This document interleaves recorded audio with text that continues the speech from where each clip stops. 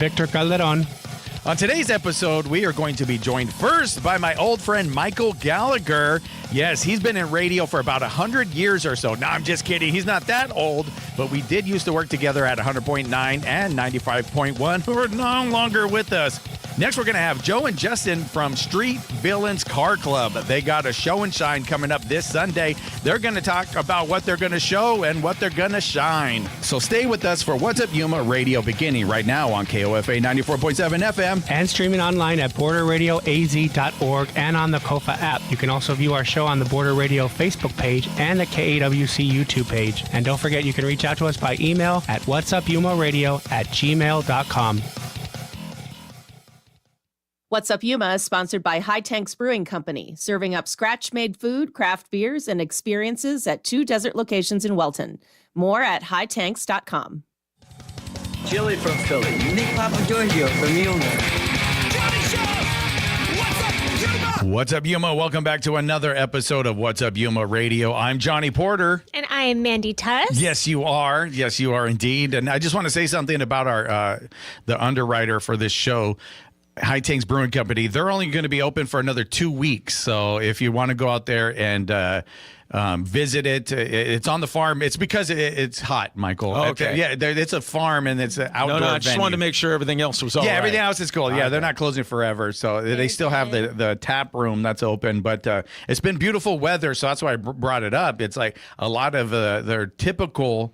I guess, the winter visitors, that's who normally goes there. Right. But when we had that heat wave, they scurried really quickly. The one that wasn't supposed to happen but did happen? Yeah, that one. Yeah, it's a lot of people A little left. premature. A little premature heat wave. Exactly. And then now it's been nice. You came in, you have a tank top on, and then you're it's cold. I saw the sun out, and I was like, okay, sun, Yuma, I can wear something a little bit more, I could show my arms today. I'm cold. Yes. Iced coffee was an interesting choice. Yeah, you got iced coffee, you're cold, and you got a tank top on, No, it's really it's not a tank top, but anyway, we are now joined by the guy that taught me a lot in radio. So I just want to say that, and I'll get to how that happened. I'm talking Howard Stern is in the room? Yeah, well, actually, Howard. Right. I did learn a lot from Howard Stern. Okay, all right, yeah, just wondering. Listening to him, but I'm talking about Michael Gallagher, who you might remember from 95.1 KTTI as well as 100.9 The River. We worked there together. I was at 100.9, and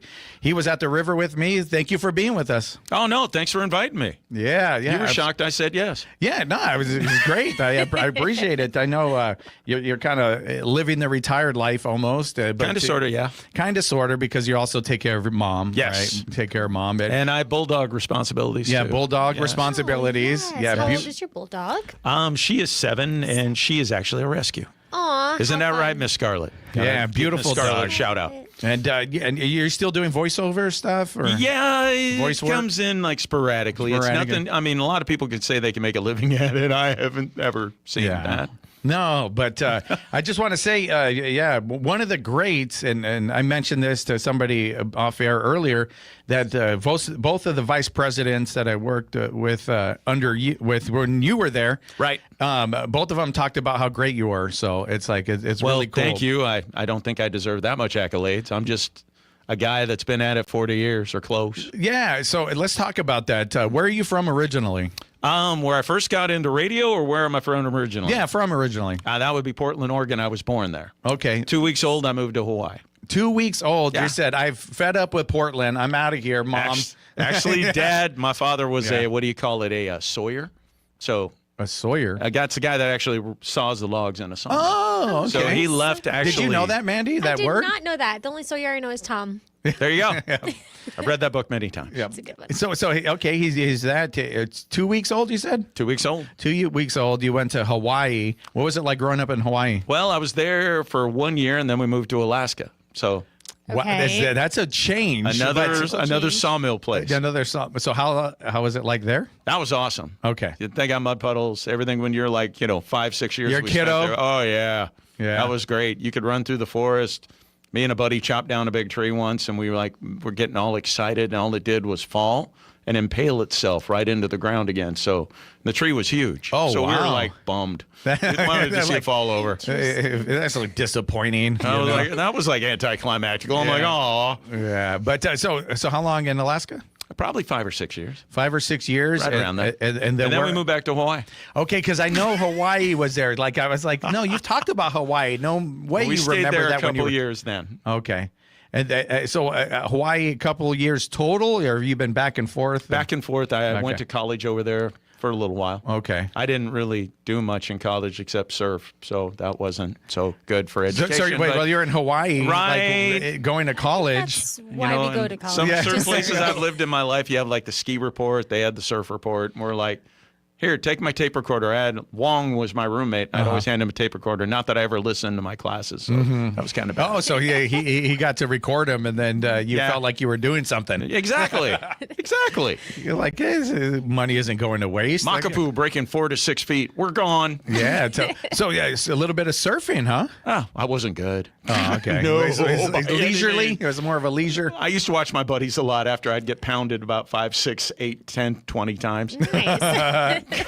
So when you move around a lot as like a military kid, they call you a military brat. Is there a name for like a Sawyer brat type Actually, situation? no, but I've often thought that myself. I don't know what I call myself. It's just, we did what we did. And then it kind of inherently went into radio because I moved around many, many different markets there too. So I guess that prepared me for what I did later on. You're in kind life. of a bit of a gypsy then. I have been. Well, back in the day, you're not. I don't know if you really know this, but that's how you gained experience in radio. Is you moved market to market to market till you found one that like really loved you. Uh-huh. Did And- you ever find one? One or two. Yeah, one or two. Oh, that's great, man. Yeah.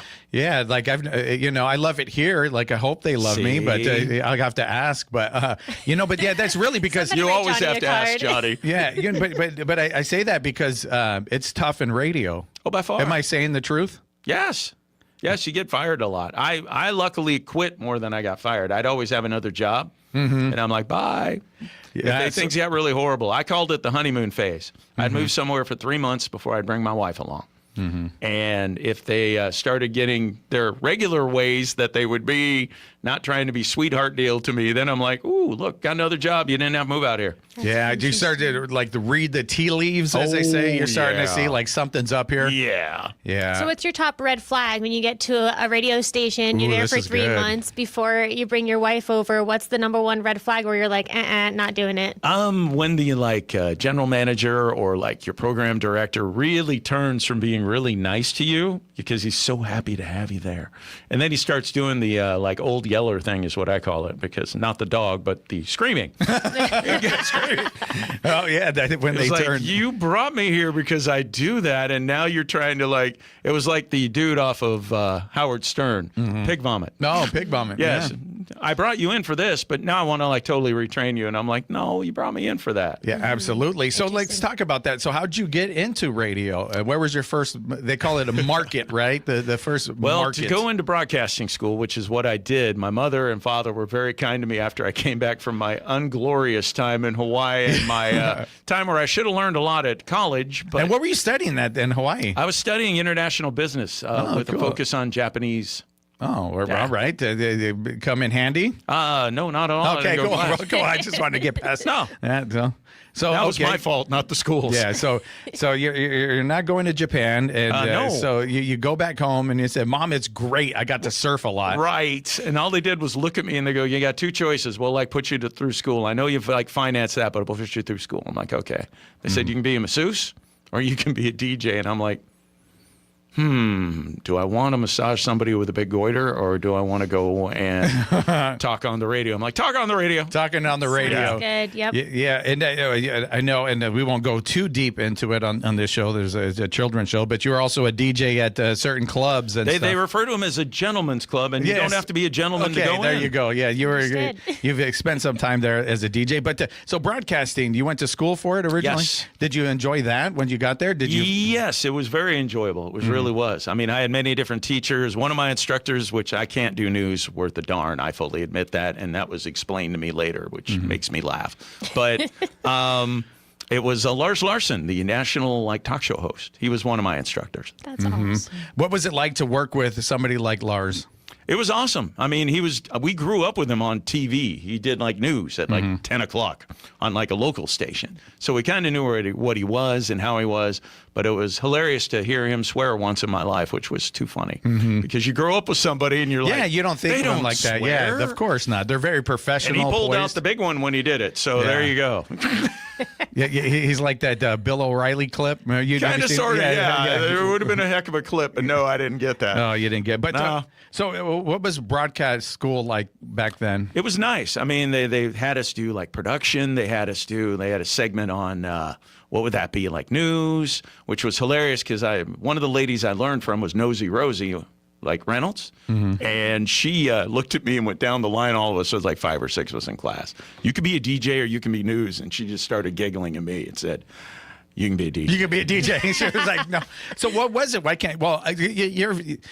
I guess. I mean, I can rip and read You're news. funny. You're a funny guy. That's just it. So Though. I found things very funny, and you're not supposed to laugh during the news. No. There's certain news, Right? I guess press releases that are sensitive Exactly. subjects that you can't really laugh Michael, about. that's the news, So not you're a not joke. allowed to make a joke during breaking news. Pretty so much. Yeah. It checks out. Yeah, so they're like, no, you could be a DJ, and so you're like, you know what? Yes, I can. Yeah.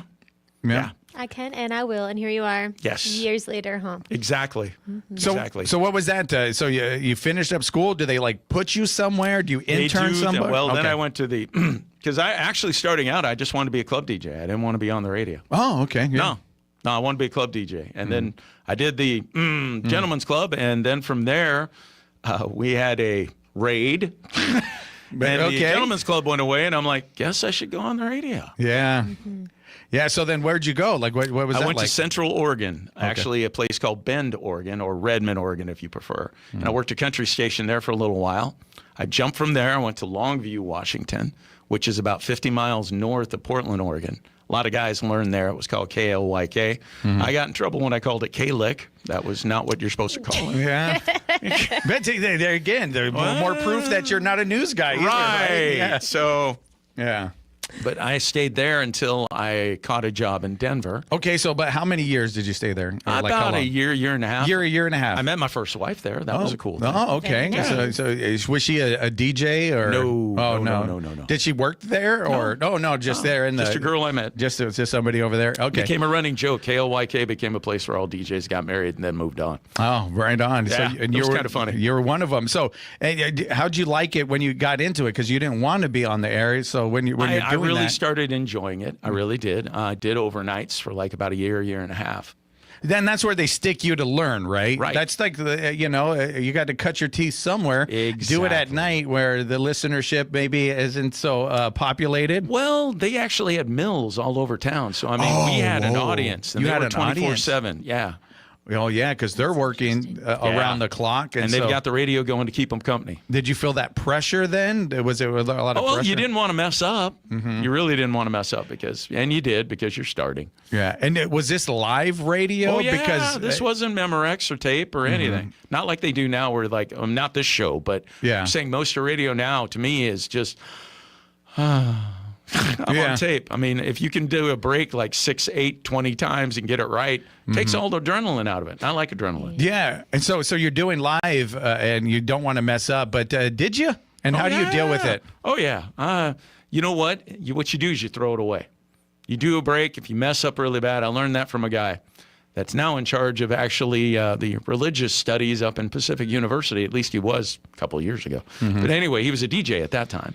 And he's like, Todd, which was my name. Yeah. He goes, write it on a piece of paper, crumble it up, throw it away, don't think about it. And that's what you do. You forget because the break's done. It's gone. Yeah, and so I brought that up on purpose because that's what you taught me. You told me that same thing, and because I was super hard on myself, and I'm trying to do Yes. it, and it is over at those other stations. It was voice tracking, so you could take the time to get it perfect, and I'm a perfectionist, and so I'm trying to do it over and over and over again, and it's just so much pressure. I'd just be there like sick to my stomach, like I don't even know if this is good because the OM wasn't much help, and and so I just remember that, and then I would just have to go do it, and then I would listen back. Yeah, it wasn't that good, and you just crumble it up and throw it away. Yeah. It's done. It's Yeah. out there. It's out there. It's not brain surgery. That's what I learned too from Tom. He looked at me and he goes, it's not brain surgery. just throw it away. So you do that. So did you find a niche or something, like a groove? Because I know going station to station, it's dependent on whatever their format is. What I ended up doing, which I was really happy with for probably 25 years of my career, I did mornings. I was a morning guy. I could see that I could get up, and I was hyped up because, again, I was live.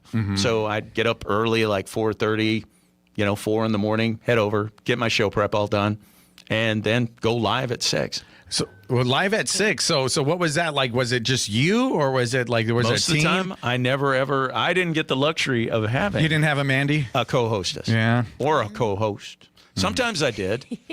A lot of times I'd end up with like the sales guy, so he was just a giggle box, which was hilarious. I got one guy named Frank that would just laugh at anything I said. Yeah, which made That's you feel kind pretty of good. what I do. That's good. I do that sometimes. Well, he did it at everything, though. I mean, I'd be like, "Hello." He's like, You're like, this is the news. That's Stop what I need. laughing. That's what I need from you, Mandy. I need giggles just constantly to keep my confidence up. So just No. You're doing great, Yeah, Johnny. thumbs Keep up. She's doing a going. thumbs up right now, guys. If you're not watching on YouTube and stuff, so I really enjoy that. But no, doing it like a morning show by yourself. A morning show has a little bit more energy, right? It's morning. You're getting people ready. Right. You're going to be part of their coffee routine. Exactly. When they're getting into it. Right. So you found a groove in that. You enjoyed I did, it? totally. I loved that. That was my favorite thing. What was it like? What would you do? What would you bring to that morning show? Depended on what format I was doing. I mean, I've done everything with the exception of I can't pronounce-icate anything on a classic. If it's classical music, I can't say that stuff. So I've never done that format. And I can't do talk. Everybody says I could, but I don't. It doesn't sound that much fun. Yeah. So, but you and I gotta have the music. The music, yeah, the music gets you in, out, and again, you're not what we did over at 100.9 and KTTI was tracking. So there's not really like a vibe or a flow with music. But what? I did it different than you guys did. Oh, you did do it different. I had a different way on the computer where I'd hear the music in my ear and I'd almost do it sounded live. Yeah, you did it the way I was told not to. It's like, if you're going to do it Michael's way, that's how it was. Right, exactly. It's like, I'm going to yell at you every day for doing it and not switching it back to the real way, But yeah, so it gave you that feel of going live in the mornings. That was why I enjoyed it so much. I do give Vanessa that. She did teach me that, how to do it that way. Yeah, and Vanessa was, that's a position that I ended up fulfilling when she moved over to California. But I just want to say, so beyond the music and the format, I'm just talking about like you in the mornings. Like, what would you do? You would like lots of phoners. Lots of phoners. I loved having people. There is nothing more entertaining in the world than your audience. They are funny. They are entertaining. And if you can take not live phone calls because that's a boo-boo. You record them and they sound live. But so that one you would record. Okay. So how'd that work? You kind of go to break and then you kind of... You remember that machine I showed you? That old machine? That old just machine, sat there? that was it, man. Because you could spin it, you could cut it, you could edit, you're done. And real quick. And in like a 2-3 minute break, you'd have a phoner coming out. Oh, okay. And that was, you said your audience provides a level of entertainment. Let them. That's the whole point. See, what's lost is when you record. You can't do that at all. There's no audience. Yeah, you can't do that. No. And and it's also nice to get that quick feedback, right? To know how you're doing, and because it's not very glamorous. Typically, you're just in a booth by yourself, Pretty much. right? You're just there, and then but not having that immediate feedback to say I am doing a good job. It's kind of daunting. But you're saying you're able to do that because people are calling on the phone. Right. Hey, Todd. Right. That's Right. Cool. That's so cool. And like on the opposite end, as a listener, if someone in the audience, like it's super cool to just have someone to get ready with. Maybe like you have an empty house, your kids are at school already. Right. Wow, I like that. Things. Like you are just as much there for them as they are there for you, and I think that is so rad.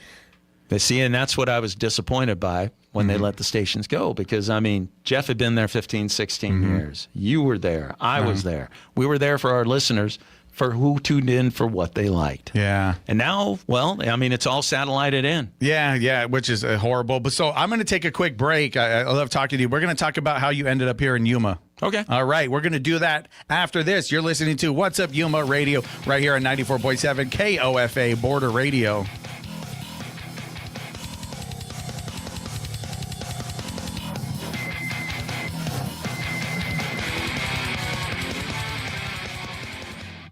North End Community Center is now accepting registration for the Senior Season Pass program.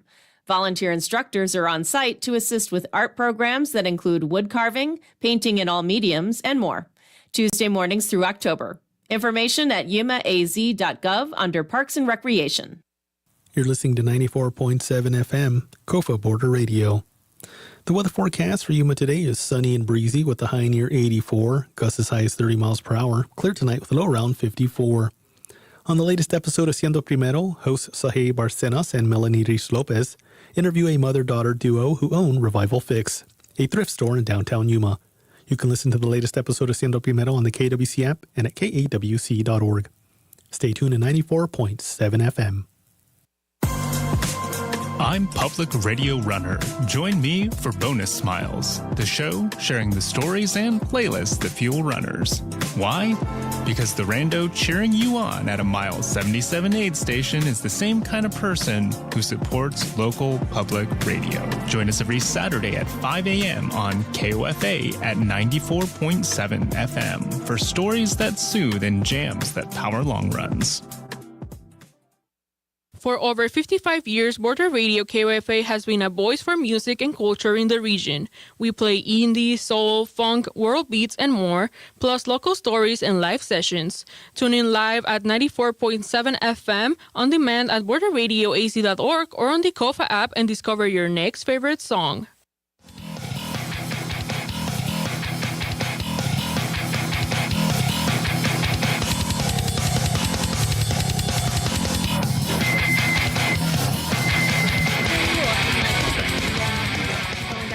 He speeds up. Here we go. Hey, we're back, guys. This is the joy of live radio because, Yes. look at that. We're back, and we didn't even hear the music, had the headphones on. But we are here with Michael Gallagher, who I used to work with at 100.9. So how'd you end up? Yeah, I know, right? No, you were great. I really appreciate it because, again, and I told the story, our operations manager, when I started, he's like, this is what you don't do. And he just told me like 3 things. Don't do this, don't do that, do that. And then go into the studio and good luck and God bless or whatever, you know?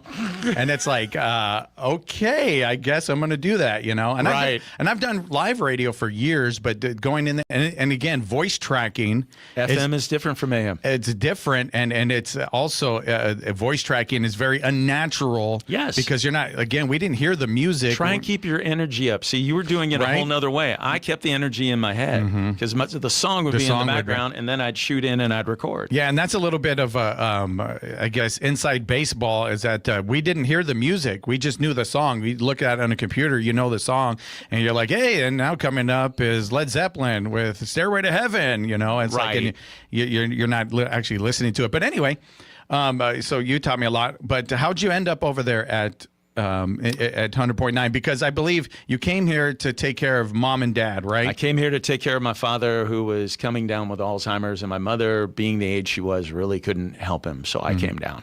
So Yuma wasn't a destination for a radio job. Putting it nicely, I was going to buy a radio station probably up in Wyoming. And I had that going on until Mom called. Mom called. I dropped everything. I said, we sold the house. My wife was going through the same thing with her mother. So she moved into that house, and I came down here. Oh, wow. Yeah.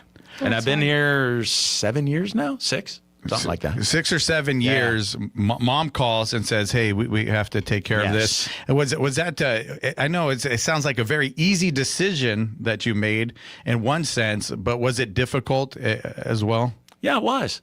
It was hard to leave what I knew behind. I mean, I've done it a million times, don't get me wrong, but I knew I was coming down here with no radio gig, no nothing. With the only thing I'm going to be doing is they gave me the little, what we call it, casita in back. So I like to call that my 5-pound bag with 10 pounds of blank in it. So yes, it's a little tiny home. I share it with a bulldog, who of course, she gets everything. Yeah, of course. I have a little space. Yeah, no, that's her house. Right. That's her place. Bulldog rules. Me first, She just allows then you to go in there. But so you moved down here, and we have radio stations 7 years ago. So what was that like? Did you start applying? It was hilarious, dude. I'd apply, and it became a running joke. I'd apply twice a year. I'd turn in my big pink resume. Yes, he is known for his pink resume. It goes down at an angle. Yeah. It's I love it. If you can't see that on your desk, you're blind. right. It stands fair enough. out. Right. So, I turn that in twice a year. and where would they turn it into? The round file. Which is the trash can. Right. He would go, poor guy would go and they'd drop it off and then they would just throw it away. A pink resume that's done, very unique, and it was just right in the trash can. I did have neon green once, but it never Did got you? me a job. No? So I Okay. traded that out. I went back to pink. You started with the pink, but you did that faithfully? Faithfully. And then finally I do it, and this is funny because I looked like Baloney Joe. I looked like a homeless guy. And I drop it off because nobody had ever seen me. I just hand it to the receptionist lady who didn't care what I looked like. And finally, I'm driving home and I get a call because management had changed. How am I supposed to know? I don't know. But you're just doing your routine, right? Yeah, you're I just was going just- over I was there. downtown. You look homeless. Yeah, You're like- downtown. Yeah. I was going to Lowe's, to be honest. Yeah. And then Greg calls me. Greg goes, do you not stick around to talk to people about your resume? And then I explained it He's to him. I'm like, I have a ritual that we right. do. I've done this for 2 to 3 years now. This is what I do. We have a thing. I drop off the resume. They throw it away, but at least I felt like I tried. So, yeah, he calls me up, and I'm like, dude, I look like Baloney Joe, homeless man. And he's like, I don't care. Get in here. I want to talk. I'm like, okay. As long as you know that in advance. And Baloney Joe's, by the way, is like a homeless shelter that used to be in Portland, Oregon. So Oh, okay. That's That's the reference, Right. That's Right. the reference. But so he saw the resume and he saw something on it and gave you a call. Like, did he explain to you? Well, he what it saw was? all the experience that was on there many, many, many years, and that's why he called me up. He's like, well, we could use somebody here like that. And I'm like, all right. And then, the talk of money came out, and it was, huge. What's that? What was huge? The money. The money that you wanted? Oh, no. Yeah. Well, no, I'm saying that. That's why I'm saying it sarcastically. I know. Well, that's why I'm saying the money you wanted was huge because you didn't get it. Money. No. Yeah, there wasn't. It was. You were I think rolling in the minimum dough. wage at that time was somewhere around like 14, and I got like 15. Yeah, I think, something like that. And it's like for your years of experience. Exactly. Which is tough, but you're here on a purpose, right? On a mission to take care of mom and Exactly. make sure that she's taken care of, make sure the bulldog is all right. Well, and it actually fit in well because I could record ahead of time, and then I could take care of Dad at the time. Dad has since passed, so now I don't like saying taking care of her, but I'm helping Mom. She likes that better. Oh, okay. I'm helping Mom. So then you got in. He finally looks at the resume, likes it, and then you start. Were you on KTTI first or 100.9? Where did you 100.9 when it was still mix? Yes. Mix, which was like almost like top 40-ish or something. That was music? like taking a cheese grater and going up and down my arm. Well, the music. That's just not my thing. It's not your music. No. Yeah, a lot of Taylor Swift and Sabrina. What is it? Doja Cat? Doja Cat. Yeah, see, I don't even know how to say it. Yeah. Oh, and Jeff would get on me for that. You don't know how to say that. I'm like, oh, I've never listened to it. Yeah. So, I mean, not that I have anything against it, just not my thing. Yeah, it wasn't your thing, but you finally at least got recognized. Somebody didn't throw your resume away. Right? No, I was happy about that. And my foot was in the door, so life was good. Yeah, that was cool. So, and I had talked to Greg about that. And that's how I found out about the ritual, talking to you and then talking to him. And he said, he's like, man, this guy with all this experience and they just been letting it go for all these years and didn't capitalize off of it and see this guy that had all this value. And so he recognized it, which we've had a lot of, I guess, vice presidents over at El Dorado at a time. But he saw it and he said, we need this guy. No, I was happy. I fully give that to Greg. I thought it was cool that he knew, that he recognized my experience and really wanted me there. I thought that was awesome. I owe that to him. Yeah. So what was it like bringing your experience here and getting back into radio where you thought maybe that wouldn't be a thing? You were rejected so long. Right. I went on KTTI, and I'm happy to say when I went on there, my first book, we have ratings books. This is what we have.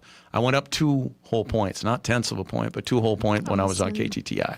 And that's incredible. People don't know how difficult that is to go up. And then what was your the time slot that you were in? Afternoons. I was in 3 till 7. 3 to 7. Yeah. You're doing that. Bringing people home, baby. Yeah, you're on the drive home. Yep.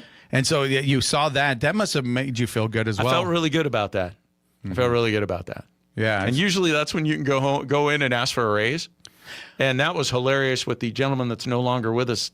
What was his name? Jonathan? Yes. Yeah, that was hilarious. Yeah. He was explaining to me how the ratings really didn't matter and everything else, like every other guy will like say. That's not on the air. So explain that, because that's like you said, and you've been around radio for quite some time, and the people listening, if you do move it up, like you said, 2 whole points within That your time slot, usually will bring at least a little taste of something. I mean, I don't you'll care. get something, right? Like $1 an hour, or maybe they'll give you something. You know, no. Yeah, so discouraging, but how'd you keep up the same? Because you didn't miss a beat on air. It was like you could have been upset or maybe frustrated personally. I learned many years ago, Johnny, this is how radio works. It doesn't matter if you lose your mother that day. If you're on the air, they didn't lose their mom. And you just keep up the energy, you keep up the level, and you keep entertaining. That's the whole point. Radio is it's like customer service on steroids. Exactly. It's like- You nailed it. Yeah. That's exactly what it is. Yeah, and you can't even let on that you're having a bad day, right? It's Some people will go that route. I never have been that way. My instructor was always like, doesn't matter how bad of a day you have, Michael. Go in there, let it rip. Crazy. How does that even work? If someone's having a bad day and they come in and then they lean into that, right? What if they're just like their segment is going to be about how their day was? Like, how does that even work? A lot of times it really doesn't. That makes sense. Sometimes it does, sometimes it doesn't, depending on the market you're in and what like format you're doing. If you're going in there with like a really hot format, in other words, the music's all hot and all that, no, it does not work. So, and one of the things that we're going to be wrapping up here pretty soon, but with show prep is getting news stories, downloading a bunch of news stories. And I was always impressed with how you would turn like this, kind of, sometimes it has like a cool, angle tie. to it, know, but you were able to kind of dissect that and turn that into your own story, your own thing. And you found these like nuances in the story. How did you develop that? That was, you read the show prep, you think about your life experiences, you think about what their life experiences were, and you try and tie it in with your listener and you. You know what I mean? That was the whole idea, because they're going to be thinking, okay, this guy right here, boat wreck. Well, you're out over there on the river and you're stuck on a bar. And it happens all the time, sandbars. Or you get that guy in the super speedboat and he totally like messes everything up. Yeah. And So you're trying to relate it, bring it back to like a local sense, like somebody, and then maybe, because you would always add like a little bit of your experience too, and then relate it back to the audience. And just like that, I almost fell off a sailboat when I was in the Columbia River constantly because my dad couldn't steer worth a blank. And so, but that's something like you would have to develop like muscle memory for. Remember what I told you? What's that? It takes time. That's all it takes. You learn stuff like that. It takes time. It does. You too. It takes time. It takes time. So we got to wrap up. So I just kind of want to end it. Any like advice, because I know radio's changing. We talked about that earlier. Like iHeartRadio just laid off a bunch of sales, and then they went to programming, and it's a difficult business. But if somebody wants to get in and wants to kind of take that risk, I guess, any advice? A lot of times, come on down air. I've really noticed that you guys are willing to like take a chance on somebody to go on the air if you've got the voice and you've got the right attitude for it. And if you want to learn, come down here to this program. Yeah, that's exactly right. People can book time on here to give it a shot. There's a public radio. If you go over there, Dave's always been looking for people to come do a show. See, you're already part owner. It's public radio. Yeah, there you go. All right, part owner. I'm going to demand some things now. But no, thank you so much for being with us. Thank you, Johnny. Are you going to try to do radio in the future or anything? Yeah. See what happens. Exactly. All right. Well, any way we can follow you? I know you maybe just Facebook or no, nothing. We're just gonna have to find out. Me. You were the computer guy. I know. All right. Cool. All right. Well, thank you so much for being with us. I really appreciate it, man. Thank you, Johnny. We'll let you get back to Mom. And with that, we'll be back with Joe and Justin. They got a show and shine going on this Sunday at Yuma Dispensary. We're going to talk to them about that. You're listening to What's Up Yuma Radio right here on 94.7 KOFA Border Radio.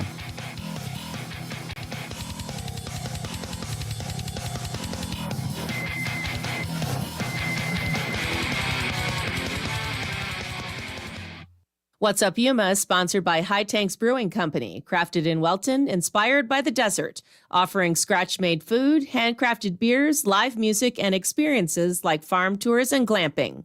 Location information, the schedule of events, and details on the range of options to be enjoyed are at hightanks.com.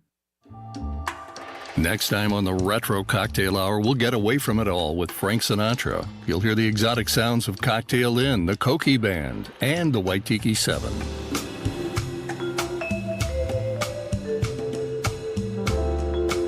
I'm Daryl Brogdon. Join me where the music is always shaken, not stirred. The Retro Cocktail Hour.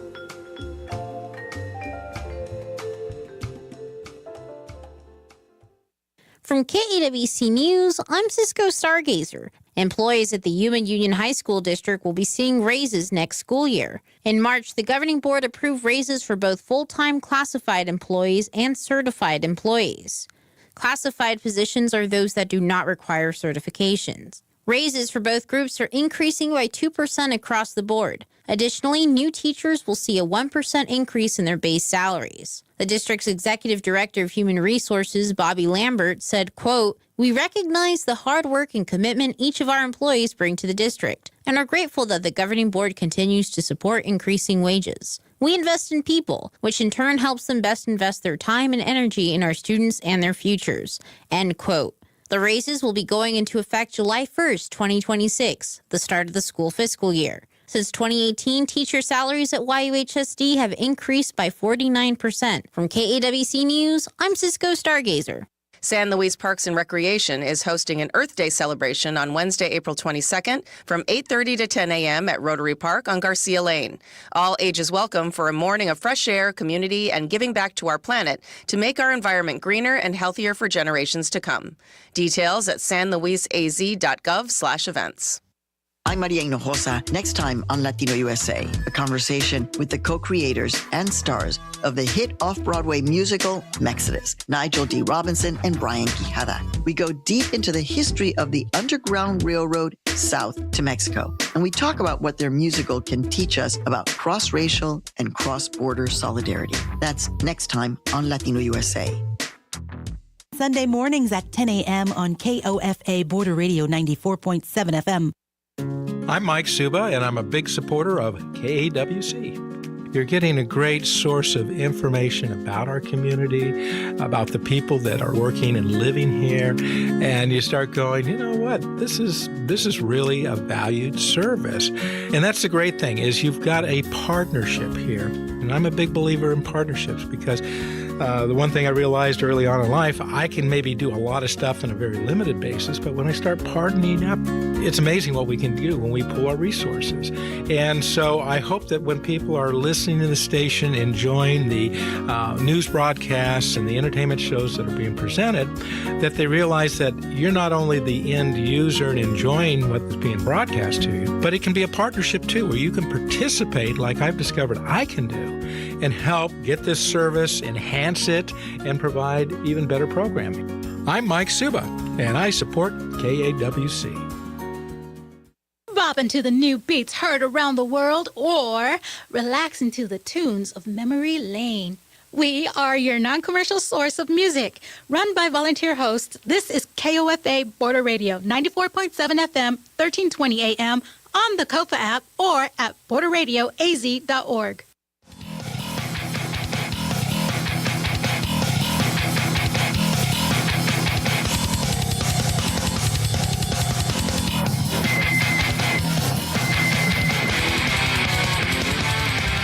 What's up, Yuma? Welcome back to What's Up, Yuma Radio. We are here now joined by Joe from Street Villainz Car Club, as well as Ricardo from Yuma Dispensary. And that's because there is a show and shine happening. It's this Sunday, right? It's this Sunday, yeah. This Sunday. I have so much going on this weekend, so I was like, I've got to make sure, because there's also we had, I don't know if you knew this, but there's Little Luchas going on Sunday. Have you guys heard about that? I haven't heard of it. I did hear about that. You heard about that? Yeah, I think they're going to be at the fairgrounds. They're going to be at the fairgrounds on, so I've been invited to so many things and try to go to them all, but yeah, Little Luchas, it's a out of Imperial Valley, and they're actually training like little people, I guess midgets, if that's okay. I think it's still appropriate to say that, but they're training they're people. Yeah, little people, but they have a whole production out of Imperial Valley. Sounds like fun. Yeah, it's pretty cool. I've seen lots of videos. It seems like a really, Did you watch good it? time. You I watched didn't go personally to see it, but I've seen a ton of videos on it. People are loving it. It's a smash hit. There's a lot of things going on this weekend. There's also the Smoke and Fire. Well, I think that's next weekend, but this one's like the America's 250 is happening. Like there's going to be a country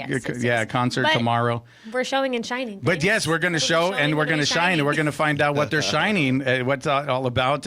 So you've how long you've been in part of the culture of car clubs and all that stuff, Joe? I mean, honestly, just car culture in general since I was a kid. Like, you know, all my dad, my uncles, they were all into cars the whole time.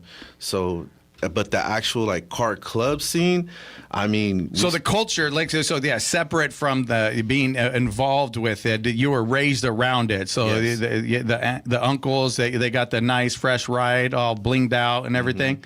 Okay. Yeah. So it started when I was young. Basically, like my love of cars started when I was young. Like way before I did music, anything, I loved cars. Like that was like. Oh, really? Oh, okay. I didn't know that. Yeah, my dad had a 75 step side, a Chevy. Yeah. And those are nice, man. Bro, I just loved it. Yeah, those are nice. That's exactly what I would want. Something like that. I love those old step sides. Yeah, me too. I'm gonna get one. I already got two. Not two trucks, but I got two cars. And then I want to get a truck and build a truck.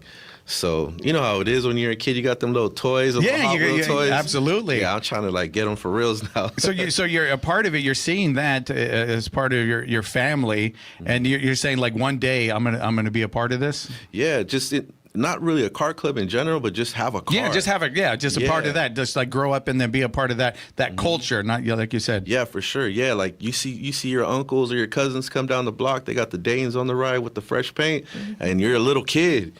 And all you see is the bling, and you're just like, man, I'm gonna give me one of those. Like a shiny new toy, but like upgraded. Yeah, it's like for reals, and it can get me places. Yeah, so I mean, once you see that as a kid, for me, I was hooked. And then like even with my kids, like I have them in the cars, I have them washing them, so it's kind of something like just like generational. Yeah. Oh yeah, I didn't even think about that. Kind of get them in, shining them up a little bit, getting them ready for a show and a shine, or maybe a show, right? Something like that. That's where it kind of comes, like the family comes in. Yeah, because you see your grandfather, you see your dad, you see your uncles, you see your cousins, and it's kind of one of them things. Like you don't even have to be in a club, bro. It's just like, say you're my brother, you have a car, and I have a car. I'm like, hey Johnny, let's go cruising. You'd be like, yeah, let's go cruise. And Ricardo has a car. Ricardo, hey, go cruise with us. Ricardo comes with us. She comes with us. Like she has a car. There's girls that low ride too. Yeah. So now it's just us, 4 friends. In the car, relatives, we're just cruising. Just cruising, having a good time. Yeah, that's all it is. So then, were your uncles part of a club, though, or they was just part of the culture? Was that like... My uncles just owned cars. Just owned cars, yeah. Yeah, they like being in an actual car club, for me, it was never a thing. It was just like... like the way I grew up, I thought everybody had a lowrider. So, like honestly, I just thought everybody had lowriders because everybody around me had those kind of cars. Some of them went to hot rods, like the classics. So just like classic cars in general, that was kind of normal for me. So I thought everybody did that. And then I got older and I was like, oh, everybody doesn't do this. But more people around me were doing that though. So then how did you get to the car club side of things? Were you like, did you start this car club? Were you part of one before that or no? No, I've never been a part of a car club ever. Shouts out to all the car clubs out there, but because there's quite a few here, right? Yeah, there's quite a few here. Yeah, the Mi Vida, right, is one of them. New Class, shout out Latin Luxury, the Pharaohs. Like there's a lot of car clubs in town, and shouts out to them, you know, respectfully. But it was never really our thing. Like Impala, shout out Impalas, but it was never really our thing. Like, you know, like Justin, he always had cars, so like. That's like my friend. He has cars. I have cars. So we would just cruise. I have cars. He would buy one from me. I would buy one from him, vice versa, whatever. So one day we were cruising. It was me and Gus, actually. And I told Gus, like, jokingly, like, hey, we should start a car club because Gus has an Impala. So he was like, nah, it's because with car clubs, there's politics with car clubs. Yeah, but there is. And like, it has to be, because there has to be structure to a club, right? Yes. So so how did you even think of, if you've never been a part of it, what that structure is going to be like? Because I've talked to people, like, I've been around it my whole life. I've never been in one. I want a nice car one day. But like people that would say, I'm never going to be a part of it because I have to put so much money in my car or do so many upgrades a year in order to stay up with this club. So I'm not going to do it. So you have to figure out like your terms, right? Yeah, well, for us, it was that exactly what you just said. But for us, like, we're busy. We're business owners. We're fathers. Like, we work. We're coaching. Like, so then we're busy. So then you could make the rules of the club structured around those priorities. I mean, I can. Yeah. You know what I mean? But No, I'm saying when you you're start right. it, you could say, this is how we want it to be. Like, hey, I'm a dad first. I'm this first. I'm a businessman. And then when we get down to the cars, all right, we're going to take care of it. We're going to have pride in it. But it's not going to be this prerequisite that you have to do this or whatever. Yes. So it's even kind of like the opposite. It's like an anti-car club where it's In a like sense, yeah, when it you have is. all these car clubs, and even with like motorcycle clubs, like everyone has these rules. You have these colors, you have these outfits, you have like prospect things and all of these things. And then you kind of just take all of that out and say, you know what, we all have good cars, we all want to hang out together, we all want to vibe together, and we're not going to put too much pressure on this, but when we come together, we're together. She's good. She's good. That's what I told her. I said I want to keep her around, you know? Yeah, keep her around. Yeah, so absolutely. that's exactly what we did when it was me and Gus, and we pulled up to Justin's. And then Gus said, you know what, I'm down. I said, all right, cool. And then so we pull up to Justin, and I tell Justin, hey, me and this guy, we're going to start a car club. And he starts laughing. Yeah. I go, you down or what? He's like, nah, I don't want all them rules. I don't want to pay monthly okay, fees. there it is, yeah. And that was the thing me and Gus said. And we're like, nah, we ain't going to do all that. It's just us three. Like, we're the original three. So it was like, we'll do whatever we want. We make our own rules. And then he was like, if it's like that, I'm down. So that's where it started. Boom. It was in 2001, huh? That we started the club. So now we're going into, because it's our 5th 2021. Yeah. 2021. It's all good. It's all good. I heard 2021 in my head, so. 2021, because this is our 5th year. So that's how it kind of started. You know what I'm saying? Like, we don't have time for everything. And no disrespect to any car clubs out there, man. Like, you guys inspire us too, because they got dope cars. Yeah. But like, we got They dope do their cars, thing, too. you do yours. We do ours. And then plus our car club is our car club. It's not a lowrider car club. It's just a car club. So like, we have different kind of cars in our club. You see what I'm saying? Yeah, absolutely. So like, you know, we welcome you, but we like to like meet with people, like make sure it's a good mesh, because obviously it's a group, you know? Yeah, there has to be some synergy there. They got a vibe, right? So before we take a break, I want to get to Ricardo, so how'd you get involved with this?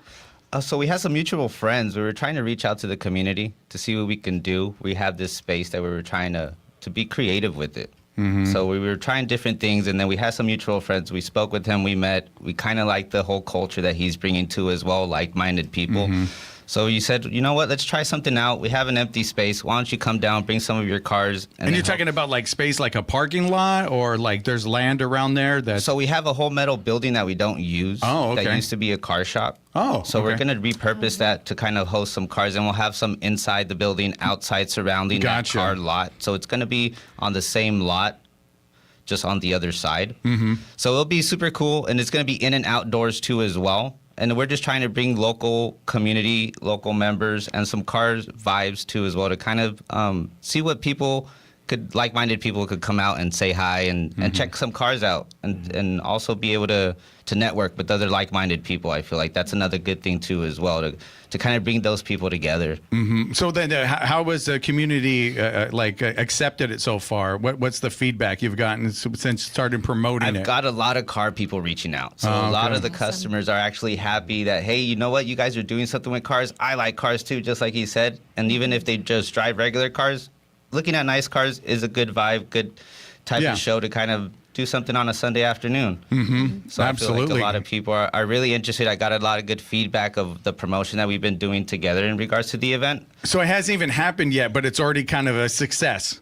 We're getting a lot of traction, and a lot of people are voicing their interest in it. So because when I say successful, it's like you want to be known by a wider crowd, right? And so you're already getting that recognition for taking that chance and say, let's get together and collaborate on something. And I think it's two super open-minded demographics too, like the car community and the community that follows Yuma Dispensary. Both are very like open-minded culture, like very firm foundations on just being accepting of one another. So to combine the two is a great idea.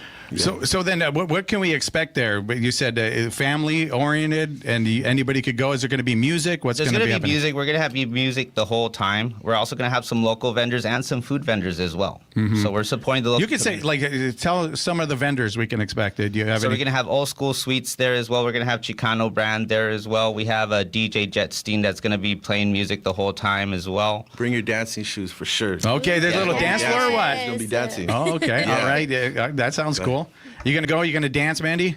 I'm down. I'll go. My husband loves cars. I'm a big car guy.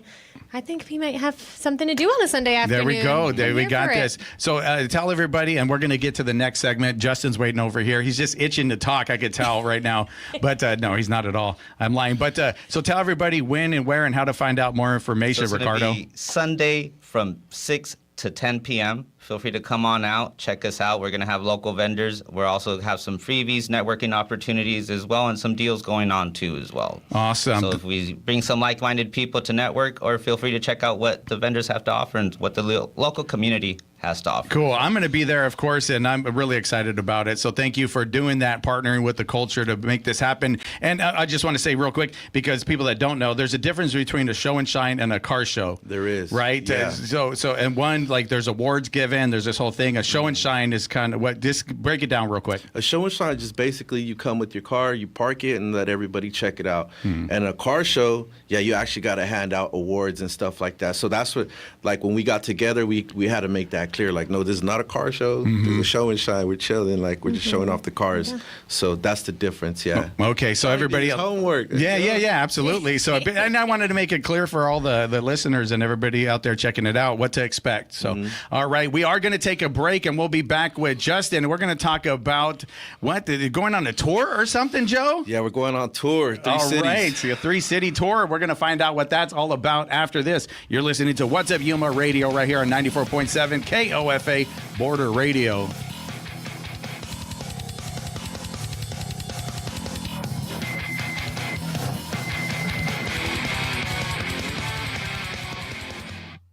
What's Up Yuma Radio is sponsored in part by Nova Home Loans, serving Yuma County and nearby communities. Nova Home Loans offers residential lending services, including home loans and refinancing. They are also proud supporters of local community efforts and organizations. More information is available at novahomeloansyuma.com. It's going to be breezy in Yuma and La Paz counties today with a high near 82 in Parker, gusts as high as 35 miles per hour. Clear tonight with a low around 49. In Quartzsite, sunny with a high near 80, mostly clear tonight with a low around 48. And sunny in Yuma with a high near 84, clear this evening with a low around 54. This is folk singer Michael Jonathan inviting you to join us on this week's broadcast of Wood Songs. Mark and Maggie O'Connor. Mark is one of the most awarded artists in all of roots music history. He's got an incredible book, starting when he was just 12 years old, winning some of the most amazing awards like Guitar and Fiddle Awards nationwide. Mark and Maggie O'Connor on this week's broadcast of the Wood Songs Old Time Radio Hour. Tuesday evening at 7 on KOFA Border Radio 94.7 FM. KOFA Border Radio doesn't sound like any other radio station in Yuma. We are a non-commercial source for music from around the world, across the decades and local artists. Our hosts are volunteers. If you would like to get involved, send an email to music@borderradioaz.org.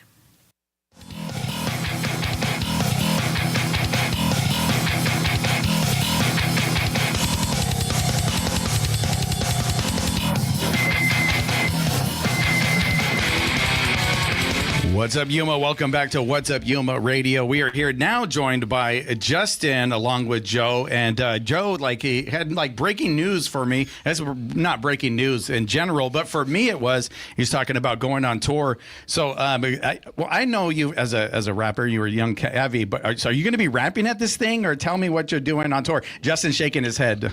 Justin's gonna be rapping. Justin's gonna be rapping this time. my His debut. debut. You know, and I know for a long time people have asked Justin to rap, to get into the rap game, and he's always refused. So it'd be pretty cool if he did, though. Hey man, don't be surprised. Don't be surprised. Yeah. But no, tell us a little bit about what is the tour? Is it for Chicano brand to go out there and kind of get that known, or what is it? Yeah, it's for the clothing brand. So we've been doing this event for about a year now. It's called Owasa on a Sunday afternoon. My boy Bobby Owasa puts it on. It's basically like a day party. So he partnered with Live Nation, so it turned into a concert series. So and Live Nation is huge. Yeah, that they are the ones, they bought up all the other companies. Everybody that if you're trying to do, there's like them and like Ticketmaster and stuff like that. There's other organizations that do promotions, but Live Nation's like a little bit of both, and so that's pretty big. How did that even happen? Just organically.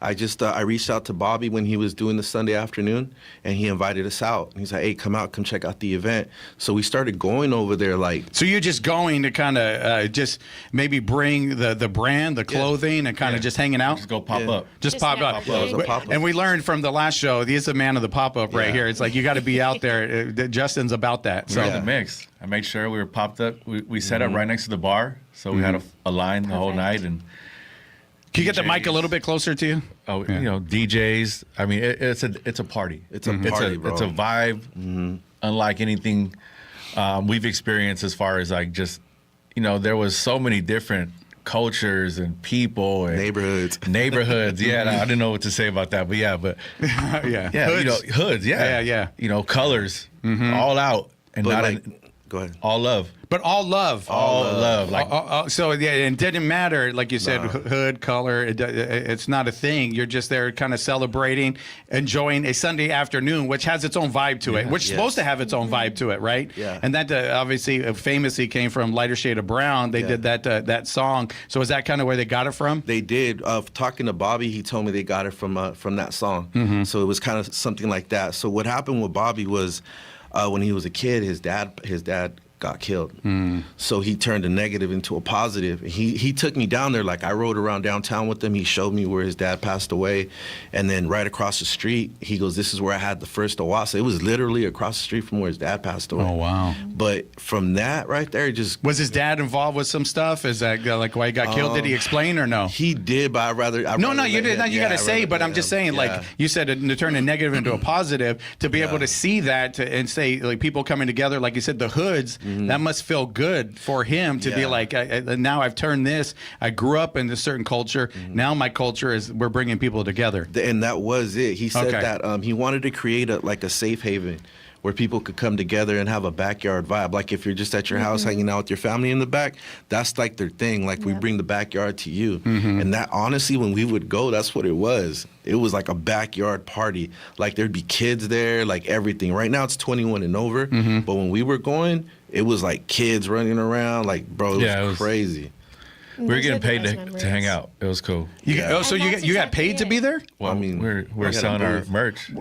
So you're saying get paid? Okay, gotcha. Yeah. Like you were making money off of the merch, and then you're just hanging out, But having just a good time. enjoying yourself, which is like the best part. And those are like the best memories. Like when, I know for me personally, like back home, hanging out with my cousins, having a block party that like you didn't even mean to be a block party. Your neighbors just heard the music and smelled the food and came over. Like if that's the vibe they're going for, and it seems like that's what it is. That's what That's it is. exactly what we need right now, because that's like, it's like an art that's been lost of just getting together and enjoying each other's space and time and music and food in like a wholesome manner. Yeah.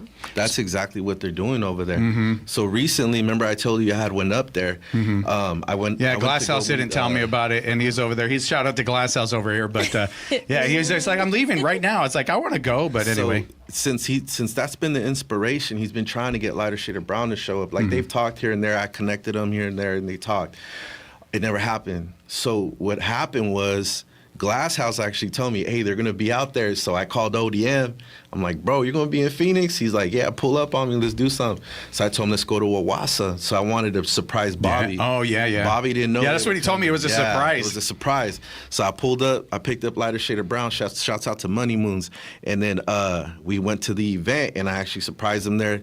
They got on stage, and after that little thing, he told me, hey, I'm going on tour, and that's when he told us about the tour. So I wish I had some more time. We're running out of time. So you tell everybody about the tours, the tour dates, and how to find out more information, because we're going to be coming on a hard break. All right. So we're going to be in Tucson. We'll be May 3rd for the Cinco de Mayo at La Rosa. May 17th, we'll be in Albuquerque at the Revel. And then May 24th, we'll be in Phoenix at the Van Buren. That's Memorial Day weekend. So we'll be out there posted up with booths. I mean, it's a vibe, bro. You looking forward to it, Justin? Let's roll.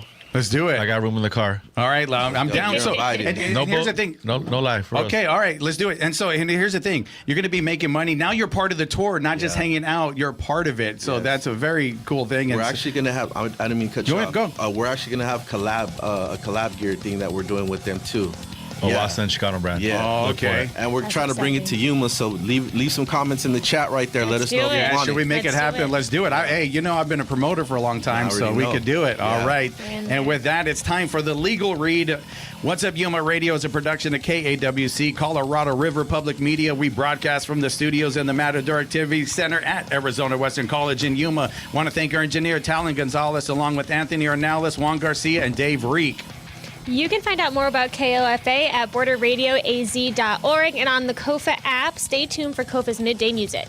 And on our next program, we're going to have Jenna Farrar. She is from the Humane Society. You can listen to the podcast version of our program and check out past episodes anytime at kawc.org/podcast/What's Up Yuma Radio. And if you want to be on this show, all you got to do is go to whatsupyuma.biz. That's whatsupyuma.biz, not com. Visit that, hit that radio link, and hit book me. Yes, that's that easy. You can get on the show and tell your story right here. I will see you guys next week. Have a good weekend. Hope we see you at the show and sign. See you later. What's Up Yuma is sponsored by High Tanks Brewing Company, serving up scratch-made food, craft beers, and experiences at 2 desert locations in Welton. More at hightanks.com. You are tuned